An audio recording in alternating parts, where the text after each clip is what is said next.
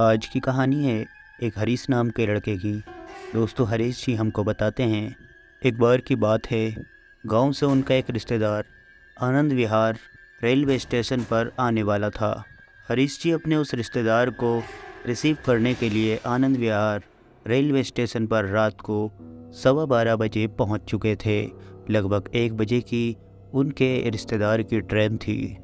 हरीश को वहां बैठे हुए लगभग आधा घंटा बीत चुका था, यानी कि लगभग 1 बजने ही वाले थे, लेकिन ट्रेन अभी तक नहीं आई थी। और फिर अचानक ही हरीश जी को उनका रिश्तेदार, जिसका नाम अनिल था, वो रेल की पटरी पर से आता हुआ नज़र आया। जैसे ही हरीश जी ने अनिल को देखा, उन्होंने तुरंत ही उसे अपने पास आने को कहा। कुछ ही देर में अनिल हरीश के पास पहुंच गया। हरीश ने पूछा कि अभी तक ट्रेन तो नहीं आई, तुम कैसे आ गए? अनिल ने बताया कि ट्रेन पीछे ख़राब हो गई है और वो पैदल ही यहाँ तक पहुँच गया। हरीश जी ने पूछा कि तुम्हारा सामान कहाँ है, तुम तो बिल्कुल खाली हाथ आए हो। अनिल ने बताया कि उसका सारा सामान रास्ते में चोरी हो गया। और वो कहने लगा, मुझे बहुत ज़ोरों से भूख लगी है, चलो जल्दी यहाँ से चलते हैं। हरीश जी अनिल को लेकर के अपने घर पहुँच गए। घर जाते के साथ ही सबसे पहले अनिल ने खाना खाना शुरू कर दिया। हरीश की बीवी ने जितना भी खाना अनिल के लिए बनाया था, अनिल सारा ही खाना खा चुका था और उसके बाद भी वो खाना मांगने लगा। अब अनिल इतना खाना खा चुका था कि जितना खाना नॉर्मल 3 लोग खाते हैं। ये सब देखने के बाद हरीश अनिल से बोला, अरे एक बात कहूँ, आपसे बुरा मत मानना, लेकिन जहाँ तक मुझे याद है आप पहले तो इतना नहीं खाते थे।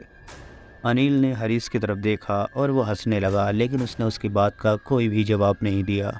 रात काफ़ी ज़्यादा हो चुकी थी, बच्चे सारे सो चुके थे।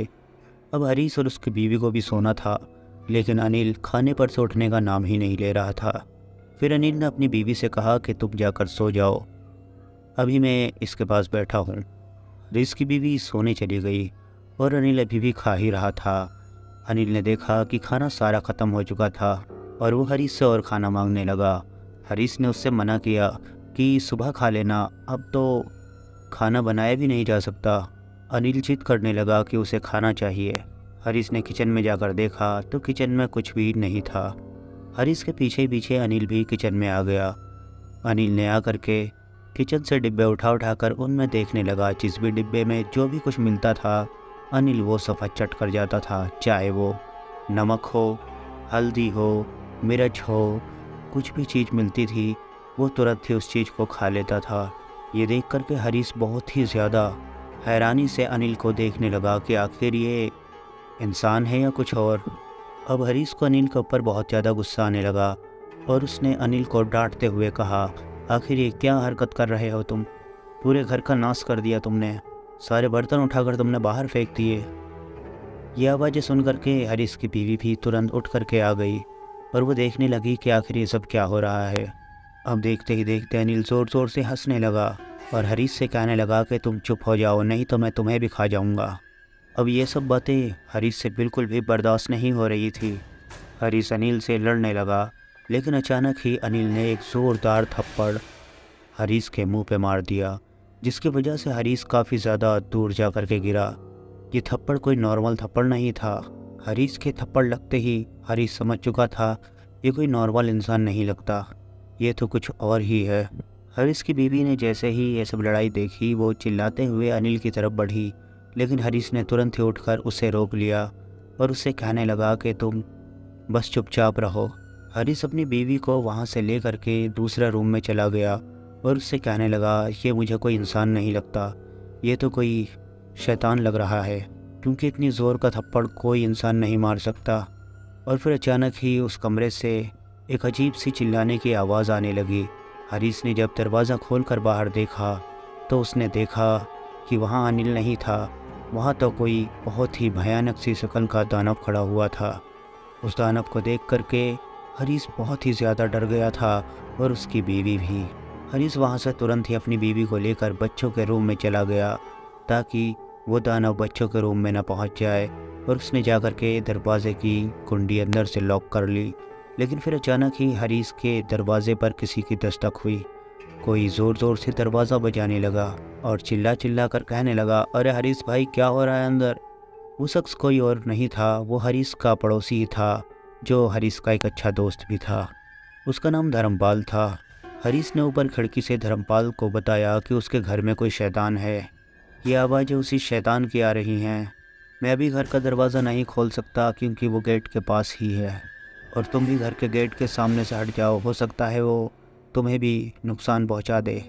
अब हरीश की बात सुनने के बाद धर्मपाल पहले तो बहुत ज़्यादा सोचने लगा कि आखिर शैतान कैसे हो सकता है, और इस ज़माने में तो शैतान होता ही नहीं। आखिर हरीश ही कैसी बातें कर रहा है। अब हरीश के घर में वो शैतान हर एक चीज़ की तोड़फोड़ करने लगा, और देखते ही देखते हरीश के कमरे तक आ गया। हरीश के सभी बच्चे उसकी आवाज़ सुन करके जग गए। यहाँ तक कि उसके आस पड़ोस के और मोहल्ले के लोग भी उस शैतान के ज़ोर ज़ोर से चिल्लाने की और कुर्राने की आवाज़ सुन करके सभी लोग जग गए। वो हरीश के कमरे को ज़ोर ज़ोर से बजा रहा था और हरीश से बाहर आने को कह रहा था। लेकिन फिर कुछ ही देर में धर्मपाल सभी पड़ोसियों को बुला करके उसके घर के आसपास ले आया, और बाहर से सभी पड़ोसियों की ज़ोर ज़ोर से आवाज़ें आने लगी। सभी लोग हरीश को आवाज़ दे रहे थे। ये आवाज़ें वो शैतान भी सुन पा रहा था, इसलिए वो शैतान एकदम ही दरवाजे की तरफ पलटा। वो समझ चुका था कि लोग बहुत ज़्यादा हैं, इस वजह से वो छत की तरफ भाग गया। हरीश ने सोचा कि शायद वो चला गया। जैसे ही हरीश ने अपने रूम का दरवाज़ा खोला तो उसने देखा वो शैतान बहुत ही ज़्यादा डरावनी शक्ल के साथ उसके जीने की तरफ जा रहा था, यानी जीने से ऊपर चढ़ने की कोशिश कर रहा था। और देखते ही देखते वो जीने से ऊपर चला गया। फिर अचानक ही भागते हुए हरीश अपने मेन गेट की तरफ गया, और उसने किसी तरह जाकर अंदर से कुंडी खोल दी, और सभी पड़ोसी उसके घर में आ गए। अब हरीश अपने सभी पड़ोसियों के साथ मिलकर के ऊपर छत पे गया, लेकिन ऊपर वो शैतान कहीं भी दूर दूर तक नज़र नहीं आया। शायद वो कहीं भाग गया था। रात भर घर के आसपास सभी पड़ोसी इधर उधर उस शैतान को ढूंढते रहे, कहीं वो किसी और के घर में तो नहीं घुस गया। अब रात काफ़ी ज़्यादा हो चुकी थी और सुबह ही होने वाली थी। अचानक ही उस मोहल्ले में एक अनजान आदमी आता है जो हरीश का पता पूछ रहा था। एक आदमी उसे अपने साथ हरीश के घर तक लेकर के आया और हरीश से कहा, यह शख्स आपका पता पूछ रहा था। हरीश ने कहा, अरे अनिल, तुम? अभी तक तो तुम मेरे घर में थे। अनिल कहा, कहाँ यार, तू तो मुझे लेने भी नहीं आया। हरीश ने अनिल से सारी बात बताई कि इस तरीके से मुझे तुम्हारी शक्ल का एक आदमी मिला था जिसने मेरे घर को एकदम बर्बाद कर दिया है। अनिल ने उससे बताया कि मेरी ट्रेन तो बिल्कुल ठीक थी और वो सही समय यानी 1:20 पर आनंद विहार रेलवे स्टेशन पर पहुंच गई थी, और मैं ये सारा सामान लेकर वहीं से आ रहा हूँ। जिस तरीके से तुमने मुझे अपना एड्रेस बताया था, मैं बिल्कुल उसी तरीके से तुम्हारे घर तक पहुँच गया। अब अनिल को देख करके हरीश का तो दिमाग ही चकरा गया था। आखिर हरीश किसको अपने घर में लेकर आ गया था। अगले दिन तक भी हरीश को अनिल के ऊपर शक हो रहा था कि कहीं रात में ये कोई शैतान ना बन जाए, इसलिए उसने अनिल को अपने रूम से काफ़ी दूर अलग रूम में रात को सुलाया था। लेकिन जब रात में कुछ भी नहीं हुआ तो हरीश समझ चुका था कि अनिल बिल्कुल नॉर्मल है। लेकिन ऐसी घटना सुनने के बाद तो बिल्कुल ऐसा लगता है जैसे कि ये सब कुछ सच हो ही नहीं सकता, लेकिन ये सब कुछ सच था। और ये कहानी यहीं समाप्त हो जाती है। Thanks for watching. Bye bye.